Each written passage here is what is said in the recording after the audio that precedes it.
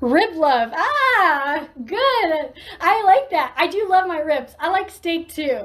I did not like steak growing up. So I was a vegetarian for a long time, and my dad, you know, we were in North Carolina, and that's a big hunting area.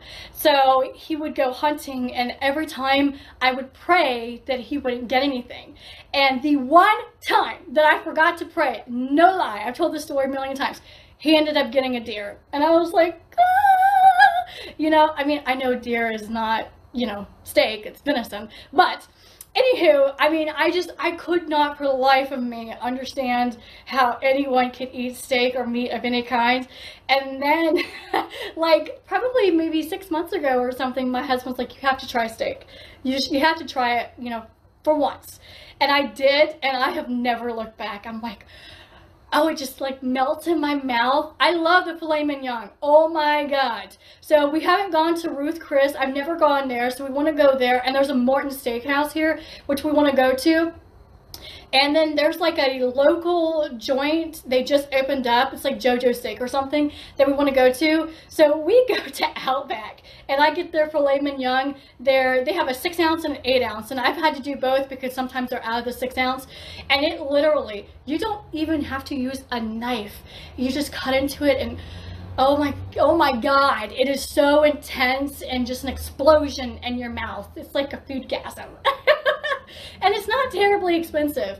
So I imagine when we go to Ruth Chris, it'll be expensive. But the filet mignon at Outback for a 6 ounce, I believe I paid like $26. And then for an 8 ounce, I think it's like 28 or it's like 23. It's in the 20s. I think it's like 23 or $25 or something for a 6 ounce. So it's not bad. But anyways, man, now I'm like really hungry for food.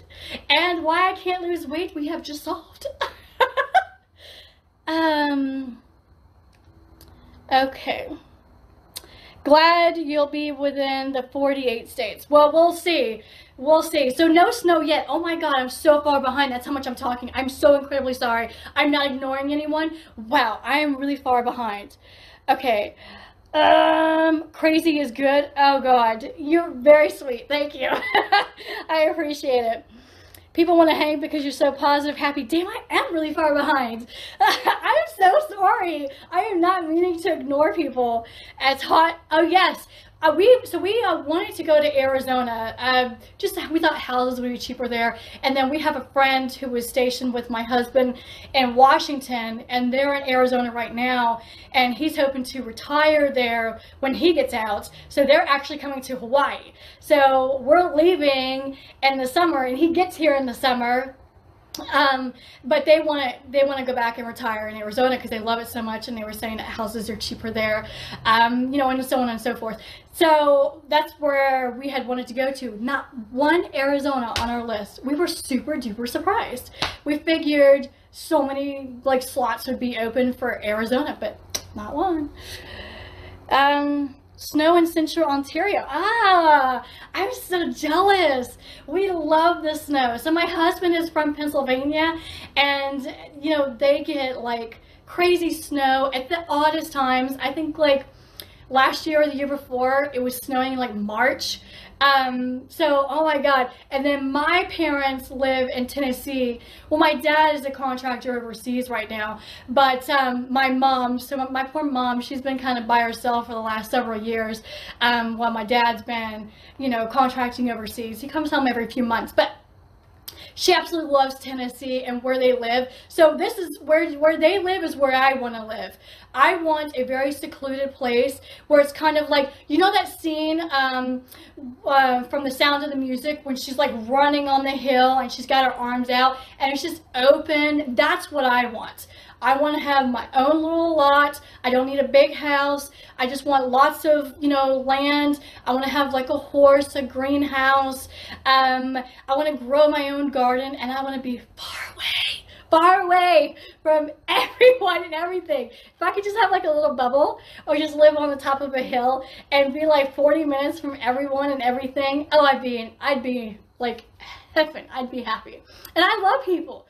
But the older I get, the more I like want my space. So I don't know what it is, but anyways, okay. I think it'd be physically impossible for us to get up. Oh, you could get your arms around me, just smush them like that. They're not that big, you just smush them. No problems with the expanders, not anymore. I am so happy. So for anyone who doesn't know, I had expanders put in the end of April. But unfortunately, with the expanders that I had, an insane amount of scar tissue grew, and it wrapped around my expanders, particularly my left one. So instead of having, you know, full boobs, God, the problem with having longer hair is your hair like gets everywhere. Anyways, but the issue that I had is I had a lot of loose skin underneath my left one, and it was just kind of squared off. It wasn't full, it wasn't round, and they sat up higher. And I like mine to sit low. I like and everybody always makes fun of me when I say this, but I like the natural-ish look, as natural as you can get, you know, with implants or expanders. That's how I like it. I don't like, it's not for me. I've seen so many women who have the really up high in your face look, and they look fantastic. It just isn't for me, and it doesn't look right with me or fit my personality. So for me, the lower they are, the happier I am, and I just like to see them just go everywhere. And I like mine to be really soft, to be bouncy, to be squishy, and I had that with implants, but with the expanders that I had, because it was so wrapped around the scar tissue, I had none of that. So I recently had surgery about 2.5 weeks ago, tomorrow's 3 weeks. Oh my God, time flies. So 3 weeks ago, tomorrow, I had my surgery, and now they sit low, they're full, they are so soft and tender and squishy, and I absolutely love it. Emphasis on love it. Oh my God. So something you didn't know about me, a little side note, my husband, well actually my kids and my husband and I, we like to quote movies, and one of my favorite things is from the A-Team, the new one, and I always like it when he has a cigar in his mouth and he's like, I love it when a plan comes together. So I will always do that to my husband. And he just like spits out whatever's in his mouth. I do it like the most odd times. I need to do it, you know, when we're having a little brown chicken, brown cow, and just say, I love it when a plan comes together. Oh my God, that would be so epic. Oh my God, okay.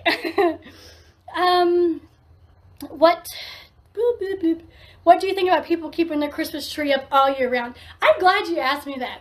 I say you do you. Dude, if you want to put your Christmas tree up in February, you know, take it down for a month and then put it back up, babe, you do you. If you want to keep it up all year round, you do you. Whatever you want to do to make yourself happy, as long as you ain't harming people, you know, you're not being cruel to people, I say you do whatever makes your heart happy. Honestly, it does not bother me at all. If you want to watch Christmas movies all year round and wear your Christmas pajamas all year round, I don't do that at all. I do that. Then you do that. If you want to like have Halloween every day, all day, you know, 365 days out of the year, you do you. It don't bother me, baby. I think far too often we get kind of, you know, scared of what other people are going to think, and I am obviously a human being. I get the same way too. You know, it's a constant battle with yourself, but, you know, I say be you. You know, do your thing. I don't know why I said thing like that, but, you know. I thought about having a back tattoo. Mainly just a nice wing design. Oh, now that would be really cool. Oh my God. I would love to see that if you do that. I go back and forth too. Sometimes I'm like, I want another tattoo, and then sometimes I'm like, no, I really don't, you know, and then I'm like, I don't know what I want to do. So, we'll see. It's not as bad as you think driving in the UK. Okay, that's good to hear. Because every time you watch one of those movies and you see people like tense up and freak out, I'm like, oh my God. That was my #1 concern, by the way, of us putting UK so high on the list, was we're going to have to drive on the other side of the road and I'm going to have to get another driver's license. That was my concern. So, We'll see. We'll see where we end up. Either way, I'm excited. I thought it was really cool that there were so many places. I mean, over half of all of our choices, and there was 48, I believe, over half were overseas. It was so insanely awesome. And we just thought it was cool because usually, and in the Army especially, they don't send you on back-to-back overseas tours. Like, I never had that as a kid. So we did Germany with my dad, and then, I mean, I graduated over there, and then I moved to California, but I had, you know, my dad didn't go from like an overseas to an overseas. So when they left Germany, they went to Texas. Texas?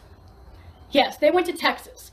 They were supposed to go to Kansas, Fort Riley, and they were on the plane and all their stuff was shipped to Riley. True story. And when they landed, my dad had several voicemails and several text messages. And that's when he found out that he had actually been giving another assignment in Texas. Yeah, it was Texas. No, that was Fort Bragg. I'm so sorry. That was Fort Bragg. They moved to Bragg first. I don't remember, whatever. The point is, I don't know why I'm like debating and arguing with myself. Oh my God, can y'all imagine being married to me? So, my husband and I were talking about it last night because I posted a fleet, and it was a really cool thing where it's like 30 of me. It's a filter on Instagram, so I just saved it and then posted it on here too. And so my mom, true story, my mom was pregnant with me and my twin, and my twin passed away when my mom was 3 months pregnant. And so I often joke with my husband, I'm like, could you imagine having two of me? And my husband's like, I can't even handle one of you. So then when he saw the fleet, because I showed it to him, I was like, can you imagine if there was like 30 Brittany's? He's like, oh my God, no. The world does not need even one of you. So I don't know why I'm really telling you all that. The stuff my husband and I talk about.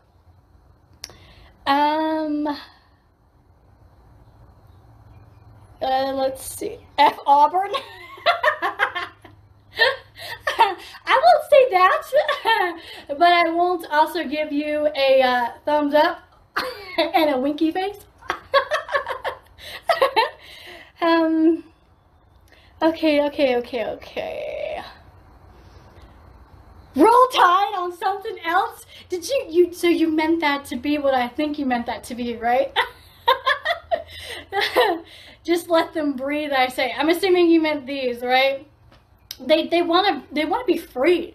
They really want to be free. But so I actually I was telling someone this yesterday on Twitter, but I received a few emails from the platform that I'm on, the OnlyFans, and they have changed their TOS where you're not allowed to show like incision sites, bruises, BLOOOD. I have to emphasize the OOO because I'm just so used to it. You can't say that word on OnlyFans and in other places, so you kind of have to go, you know, and find different ways of spelling that out. But you can't show any healing process. So OnlyFans has completely cracked down on that. So I had to remove a few posts, and then I sent the guy who was talking to me back, and I said, I had no idea, I'm so sorry. And I was like, you know, I'm in the process of healing right now, like how long do I need to like not post anything like that? So I've had to use an editing program, and because I have stitches in the front and stitches on the side because my ports got moved to the side. So I had to use an editing program and use the acne part and then just, you know, acne out the stitches and everything just to be able to post on my sites, because they don't allow that anymore. So it's really crazy how strict they're getting. It's fine, you know, times are changing and people are getting more sensitive to it, so I understand that.